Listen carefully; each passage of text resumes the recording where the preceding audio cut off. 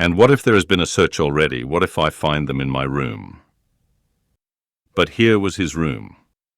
Nothing and no one in it. No one had peeped in. Even Nastasia had not touched it. But heavens! How could he have left all those things in the hole? He rushed to the corner, slipped his hand under the paper, pulled the things out and lined his pockets with them. There were 8 articles in all, 2 little boxes with earrings or something of the sort he hardly looked to see. Then 4 small leather cases.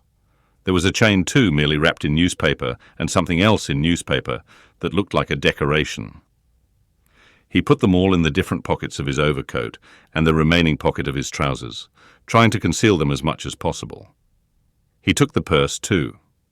Then he went out of his room, leaving the door open. He walked quickly and resolutely, and though he felt shattered, he had his senses about him. He was afraid of pursuit. He was afraid that in another half hour, another quarter of an hour perhaps, instructions would be issued for his pursuit, and so at all costs he must hide all traces before then. He must clear everything up while he still had some strength, some reasoning power left him. Where was he to go? That had long been settled. Fling them into the canal, and all traces hidden in the water. The thing would be at an end. So he had decided in the night of his delirium, when several times he had had the impulse to get up and go away, to make haste, and get rid of it all. But to get rid of it turned out to be a very difficult task. He wandered along the bank of the Ekaterininsky Canal for half an hour or more, and looked several times at the steps running down to the water. But he could not think of carrying out his plan. Either rafts stood at the step's edge, and women were washing clothes on them, or boats were moored there, and people were swarming everywhere. Moreover, he could be seen and noticed from the banks on all sides. It would look suspicious for a man to go down on purpose, stop, and throw something into the water. And what if the boxes were to float instead of sinking? And of course they would. Even as it was, everyone he met seemed to stare and look round, as if they had nothing to do but to watch him. Why is it, or can it be my fancy? He thought. At last the thought struck him that it might be better to go to the Neva. There were not so many people there, he would be less observed, and it would be more convenient in every way. Above all, it was further off. He wondered how he could have been wandering for a good half hour, worried and anxious in this dangerous past, without thinking of it before. And that half hour he had lost over an irrational plan, simply because he had thought of it in delirium. He had become extremely absent and forgetful, and he was aware of it. He certainly must make haste. He walked towards the Neva along V. Prospect, but on the way another idea struck him. Why to the Neva? Would it not be better to go somewhere far off to the islands again, and there hide the things in some solitary place, in a wood or under a bush, and mark the spot perhaps? And though he felt incapable of clear judgment, the idea seemed to him a sound one. But he was not destined to go there. For coming out of V. Prospect towards the square, he saw on the left a passage leading between 2 blank walls to a courtyard. On the right hand, the blank unwhitewashed wall of a 4-storied house stretched far into the court. On the left, a wooden hoarding ran parallel with it for 20 paces into the court, and then turned sharply to the left. Here was a deserted, fenced-off place where rubbish of different sorts was lying. At the end of the court, the corner of a low, smutty stone shed, apparently part of some workshop, peeped from behind the hoarding. It was probably a carriage builder's or carpenter's shed. The whole place from the entrance was black with coal dust. Here would be the place to throw it, he thought. Not seeing anyone in the yard, he slipped in, and at once saw near the gate a sink, such as is often put in yards where there are many workmen or cab drivers, and on the hoarding above had been scribbled in chalk the time-honoured witticism, "Standing here strictly forbidden." This was all the better, for there would be nothing suspicious about his going in. Here I could throw it all in a heap and get away. Looking round once more with his hand already in his pocket, he noticed against the outer wall, between the entrance and the sink, a big unhewn stone, weighing perhaps 60 pounds. The other side of the wall was a street. He could hear passers-by, always numerous in that part, but he could not be seen from the entrance, unless someone came in from the street, which might well happen indeed. So there was need of haste. He bent down over the stone, seized the top of it firmly in both hands, and using all his strength turned it over.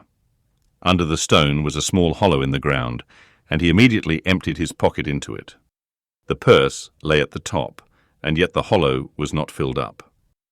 Then he seized the stone again, and with one twist turned it back, so that it was in the same position again, though it stood a very little higher. But he scraped the earth about it and pressed it at the edges with his foot. Nothing could be noticed. Then he went out and turned into the square. Again, an intense, almost unbearable joy overwhelmed him for an instant, as it had in the police office. I have buried my tracks. And who can think of looking under that stone? It has been lying there most likely ever since the house was built, and will lie as many years more. And if it were found, who would think of me? It is all over. No clue. And he laughed. Yes, he remembered that he began laughing a thin, nervous, noiseless laugh, and went on laughing all the time he was crossing the square. But when he reached the quay boulevard where 2 days before he had come upon that girl, his laughter suddenly ceased. Other ideas crept into his mind. He felt all at once that it would be loathsome to pass that seat on which, after the girl was gone, he had sat and pondered, and that it would be hateful, too, to meet that whiskered policeman to whom he had given the 20 kopecks. Damn him! He walked, looking about him angrily and distractedly. All his ideas now seemed to be circling round some single point, and he felt that there really was such a point, and that now, he was left facing that point, and for the first time, indeed, during the last 2 months. Damn it all, he thought suddenly, in a fit of ungovernable fury. If it has begun, then it has begun. Hang the new life. Good Lord, how stupid it is. And what lies I told today. How despicably I fawned upon that wretched Ilya Petrovitch. But that is all folly.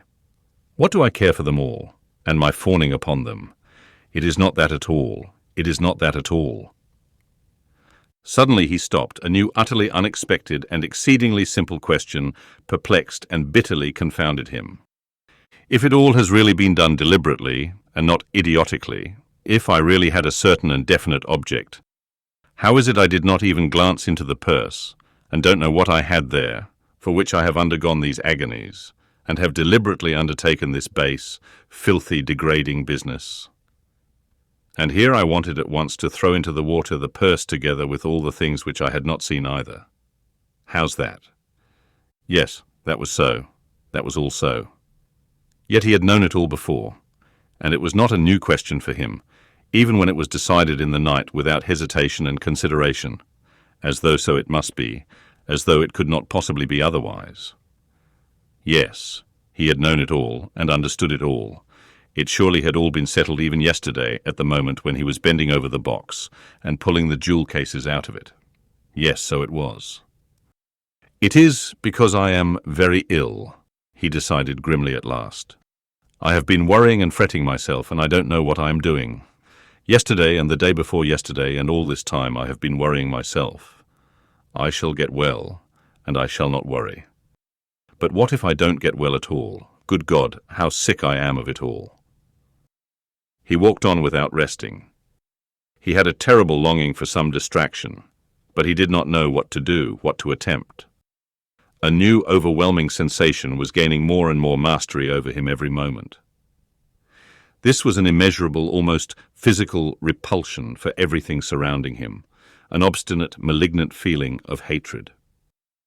All who met him were loathsome to him. He loathed their faces, their movements, their gestures. If anyone had addressed him, he felt that he might have spat at him or bitten him. He stopped suddenly, on coming out on the bank of the Little Neva, near the bridge to Vasilyevsky Ostrov. Why, he lives here in that house, he thought. Why, I have not come to Razumihin of my own accord. Here it's the same thing over again. Very interesting to know, though. Have I come on purpose, or have I simply walked here by chance? Never mind, I said the day before yesterday that I would go and see him the day after. Well, and so I will. Besides, I really cannot go further now. He went up to Razumihin's room on the 5th floor. The latter was at home in his garret, busily writing at the moment, and he opened the door himself. It was 4 months since they had seen each other. Razumihin was sitting in a ragged dressing gown, with slippers on his bare feet, unkempt, unshaven, and unwashed. His face showed surprise. "Is it you?" he cried. He looked his comrade up and down. Then after a brief pause he whistled. "As hard up as all that? Why, brother, you've cut me out," he added, looking at Raskolnikov's rags. "Come sit down, you are tired. I'll be bound." And when he had sunk down on the American leather sofa, which was in even worse condition than his own, Razumihin saw at once that his visitor was ill. "Why? You are seriously ill, do you know that?" He began feeling his pulse. Raskolnikov pulled away his hand. "Never mind," he said. "I have come for this. I have no lessons. But I don't really want lessons." "But I say, you are delirious, you know," Razumihin observed, watching him carefully. "No, I am not." Raskolnikov got up from the sofa. As he had mounted the stairs to Razumihin's, he had not realized that he would be meeting his friend face to face. Now, in a flash, he knew that what he was least of all disposed for at that moment was to be face to face with anyone in the wide world. His spleen rose within him. He almost choked with rage at himself as soon as he crossed Razumihin's threshold. "Goodbye," he said abruptly, and walked to the door. Stop, you queer fish." "I don't want to," said the other, again pulling away his hand. "Then why the devil have you come? Are you mad or what? Why, this is almost insulting. I won't let you go like that." "Well then, I came to you because I know no one but you who could help. To begin, because you are kinder than anyone, cleverer, I mean, and can judge. And now I see that I want nothing. Do you hear? Nothing at all, no one's services, no one's sympathy. I am by myself, alone. Come, that's enough. Leave me alone. Stay a minute, you sweep. You are a perfect madman, as you like for all I care. I have no lessons, do you see, and I don't care about that. But there's a bookseller, Heruvimov, and he takes the place of a lesson. I would not exchange him for 5 lessons. He's doing publishing of a kind, and issuing natural science manuals, and what a circulation they have. The very titles are worth the money. You always maintained that I was a fool, but by Jove, my boy, there are greater fools than I am. Now he is setting up for being advanced, not that he has an inkling of anything, but of course I encourage him. Here are 2 signatures of the German text. In my opinion, the crudest charlatanism. It discusses the question, is woman a human being? And of course triumphantly proves that she is. Heruvimov is going to bring out this work as a contribution to the woman question. I am translating it. He will expand these 2.5 signatures into 6. We shall make up a gorgeous title, half a page long, and bring it out at half a ruble. It will do. He pays me 6 rubles the signature. It works out to about 15 rubles for the job, and I've had 6 already in advance. When we have finished this, we are going to begin a translation about Wales, and then some of the dullest scandals out of the second part of Les Confessions we have marked for translation. Somebody has told Heruvimov that Rousseau was a kind of Radishchev. You may be sure I don't contradict him. Hang him. Well, would you like to do the second signature of Is Woman a Human Being? If you would, take the German and pens and paper. All those are provided, and take 3 rubles. For as I have had 6 rubles in advance on the whole thing, 3 rubles come to you for your share. And when you have finished the signature, there will be another 3 rubles for you. And please don't think I am doing you a service. Quite the contrary. As soon as you came in, I saw how you could help me. To begin with, I am weak in spelling. And secondly, I am sometimes utterly adrift in German, so that I make it up as I go along for the most part. The only comfort is that it's bound to be a change for the better, though who can tell, maybe it's sometimes for the worse. Will you take it? Raskolnikov took the German sheets in silence, took the 3 rubles, and without a word went out. Razumihin gazed after him in astonishment. But when Raskolnikov was in the next street, he turned back, mounted the stairs to Razumihin's again, and laying on the table the German article and the 3 rubles, went out again, still without uttering a word. "Are you raving or what?" Razumihin shouted, roused to fury at last. "What farce is this? You'll drive me crazy too. What did you come to see me for, damn you?" "I don't want—" "Translation," muttered Raskolnikov from the stairs. "Then what the devil do you want?" shouted Razumihin from above. Raskolnikov continued descending the staircase in silence. "Hey there, where are you living?" No answer. "Well, confound you then." But Raskolnikov was already stepping into the street. On the Nikolaevsky bridge he was roused to full consciousness again by an unpleasant incident. A coachman, after shouting at him 2 or 3 times, gave him a violent lash on the back with his whip for having almost fallen under his horse's hoofs. The lash so infuriated him that he dashed away to the railing. For some unknown reason he had been walking in the very middle of the bridge in the traffic. He angrily clenched and ground his teeth. He heard laughter, of course. Serves him right. A pickpocket, I dare say. Pretending to be drunk, for sure, and getting under the wheels on purpose, and you have to answer for him. It's a regular profession, that's what it is. But while he stood at the railing, still looking angry and bewildered after the retreating carriage, and rubbing his back, he suddenly felt someone thrust money into his hand. He looked. It was an elderly woman in a kerchief and goatskin shoes with a girl, probably her daughter, wearing a hat and carrying a green parasol. "Take it, my good man, in Christ's name." He took it, and they passed on. It was a piece of 20 kopecks. From his dress and appearance, they might well have taken him for a beggar asking alms in the streets, and the gift of the 20 kopecks he doubtless owed to the blow, which made them feel sorry for him. He closed his hand on the 20 kopecks, walked on for 10 paces, and turned facing the Neva, looking towards the palace. The sky was without a cloud, and the water was almost bright blue, which is so rare in the Neva. The cupola of the cathedral, which is seen at its best from the bridge about 20 paces from the chapel, glittered in the sunlight, and in the pure air every ornament on it could be clearly distinguished. The pain from the lash went off, and Raskolnikov forgot about it. One uneasy and not quite definite idea occupied him now completely. He stood still and gazed long and intently into the distance. This spot was especially familiar to him. When he was attending the university, he had hundreds of times, generally on his way home, stood still on this spot, gazed at this truly magnificent spectacle, and almost always marveled at a vague and mysterious emotion it roused in him. It left him strangely cold. This gorgeous picture was for him blank and lifeless. He wondered every time at his somber and enigmatic impression, and mistrusting himself, put off finding the explanation of it. He vividly recalled those old doubts and perplexities, and it seemed to him that it was no mere chance that he recalled them now. It struck him as strange and grotesque that he should have stopped at the same spot as before, as though he actually imagined he could think the same thoughts, be interested in the same theories and pictures that had interested him.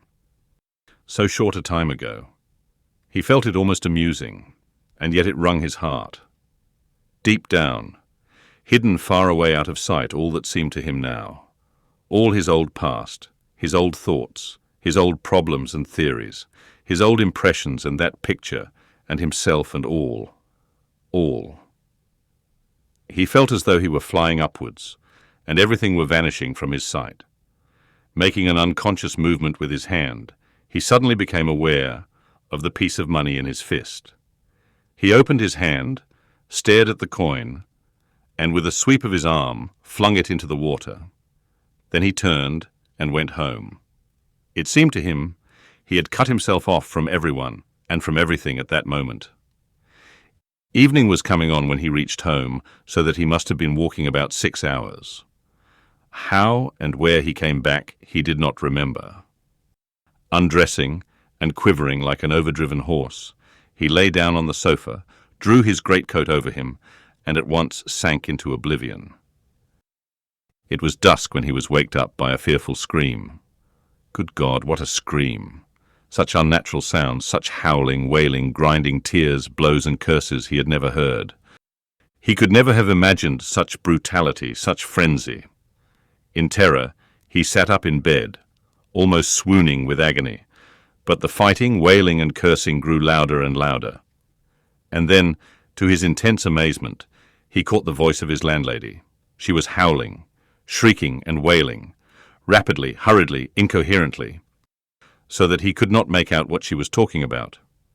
She was beseeching, no doubt, not to be beaten, for she was being mercilessly beaten on the stairs. The voice of her assailant was so horrible from spite and rage that it was almost a croak, but he too was saying something, and just as quickly and indistinctly, hurrying and spluttering. All at once Raskolnikov trembled. He recognized the voice. It was the voice of Ilya Petrovitch. Ilya Petrovitch here and beating the landlady. He is kicking her, banging her head against the steps. That's clear. That can be told from the sounds, from the cries and the thuds. How is it? Is the world topsy-turvy? He could hear people running in crowds from all the stories and all the staircases. He heard voices, exclamations, knocking, doors banging. But why? Why? And how could it be? He repeated, thinking seriously that he had gone mad. But no, he heard too distinctly, and they would come to him then next. For no doubt, it's all about yesterday. Good God. He would have fastened his door with the latch, but he could not lift his hand. Besides, it would be useless. Terror gripped his heart like ice, tortured him, and numbed him. But at last, all this uproar, after continuing about 10 minutes, began gradually to subside. The landlady was moaning and groaning. Ilya Petrovitch was still uttering threats and curses. But at last he too seemed to be silent, and now he could not be heard. Can he have gone away? Good Lord! Yes. And now the landlady is going too, still weeping and moaning. And then her door slammed. Now the crowd was going from the stairs to their rooms, exclaiming, disputing, calling to one another, raising their voices to a shout, dropping them to a whisper. There must have been numbers of them, almost all the inmates of the block. But, good God, how could it be? And why? Why had he come here? Raskolnikov sank worn out on the sofa, but could not close his eyes. He lay for half an hour in such anguish, such an intolerable sensation of infinite terror as he had never experienced before. Suddenly, a bright light flashed into his room. Nastasia came in with a candle and a plate of soup. Looking at him carefully and ascertaining that he was not asleep, she set the candle on the table and began to lay out what she had brought: bread, salt, a plate, a spoon. "You've eaten nothing since yesterday, I warrant. You've been trudging about all day, and you're shaking with fever." Nastasia. What were they beating the landlady for? She looked intently at him. Who beat the landlady? Just now, half an hour ago, Ilya Petrovitch, the assistant superintendent, on the stairs. Why was he ill-treating her like that? And why was he here? Nastasia scrutinized him, silent and frowning, and her scrutiny lasted a long time. He felt uneasy, even frightened, at her searching eyes. "Nastasia, why don't you speak?" he said timidly at last in a weak voice. "It's the blood," she answered at last softly, as though speaking to herself. "Blood? What blood?" he muttered, growing white and turning towards the wall. Nastasia still looked at him without speaking. "Nobody has been beating the landlady," she declared at last in a firm, resolute voice. He gazed at her, hardly able to breathe. "I heard it myself. I was not asleep. I was sitting up," he said still more timidly. "I listened a long while. The assistant superintendent came. Everyone ran out onto the stairs from all the flats. No one has been here. That's the blood crying in your ears. When there's no outlet for it and it gets clotted, you begin fancying things. Will you eat something?" He made no answer. Nastasia still stood over him, watching him. "Give me something to drink, Nastasia." She went downstairs and returned with a white earthenware jug of water. He remembered only swallowing one sip of the cold water and spilling some on his neck. Then followed forgetfulness.